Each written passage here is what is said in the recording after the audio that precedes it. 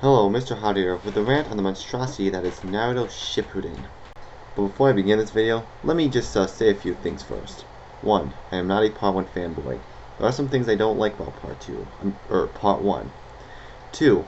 I have read the manga, so don't even think about telling me to read the manga in any text comments. And 3. I don't give a crap if you like Part 2. I just happen to really despise it. So okay, let's begin this rant. Let's start off with the main characters first.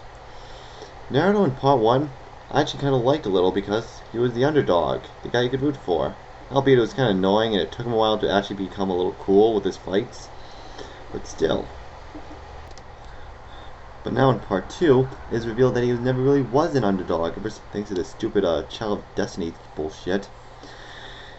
And also, his fights have been really boring to me. Well, when he gets them. But I'll get into the fights later I'll get into the fights of Part 2 later. Let's move on to Sasuke. I mean, I kind of liked Sasuke. He wasn't so bad. Well, in Part 1. But now he's been hiding all the fucking screen time. I mean, all the panel time. This is a fucking movie. Anyways, he had like 80 fucking chapters just to himself. That's over a year of publication. And yes, I know I stole that from My Rule of Time. It's just so... God. Not to mention his fights just suck so much ass too. Again, I will get on to the fights of Part 2 later in this rant. But for now, let's go on to our final main character, Sakura. I will admit that Sakura has gotten a lot better since Shippuden, but ever since her fight ended at chapter 274, her fight she and Chayo had with Sasori, she has not had a fight since. That's 170 chapters since she has last had a fight. But I'll get on to the sexism of Naruto later. Let's move on to the side characters. I mean, Team Guy, they really got screwed over. All they did was fight their clones, and that's it. The clones and some guy disguised as Kasami, but and all those fights had little to no screen time, panel time. With Team 10 in the Immortals arc, what happens is that Hayden kills Asuma, and so Shikamaru tries to get revenge, and he brings along Choji and Ino. And since their moves complement each other, you think that there's going to be a lot of teamwork there, and that they will all get equal development, right? Wrong. It was all Shikamaru did anything. I mean, that's fucking bullshit. I mean, he even told Shikamaru even told Choji and Ino to stand back, and I mean, why even bother bringing them if they weren't going to do anything? And it really pisses me off too, because I like Choji's fighting style, especially how he fought in his fight against Jirobo. And again, he just God. And it also pisses me off that Shikamaru went through such a character change. I mean, in Part 1, he was the lazy guy who didn't want to do anything with no effort. But now, he's an Avenger, a role which was already taken in the manga. With Team 8, they really got shit. Their entire arc was dedicated to Sasuke. All they did, I can name all the things they did. Kiba got pwned by Toby.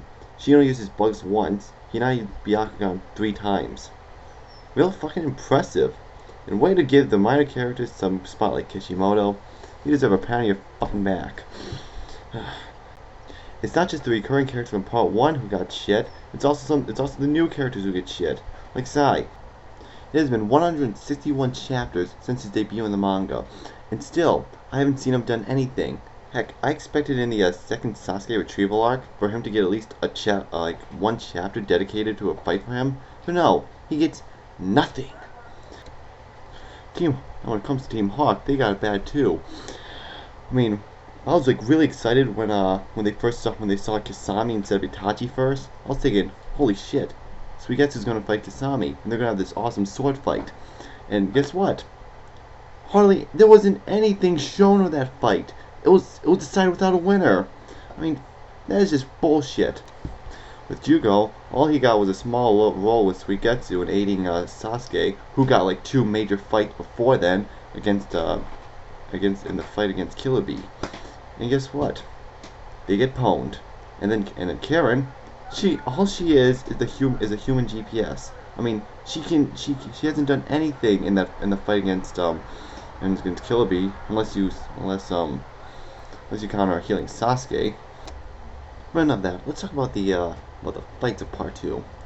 In Naruto, the fights were once cool. They used a little strategy, and they would also use their martial arts to fight. But now characters who use their bare hands like Neji, Hinata, Lee, Shoji, Guy, Tsunade have all been cast aside. Now Sakura, who now uses her hands, has been cast aside as well after her fight.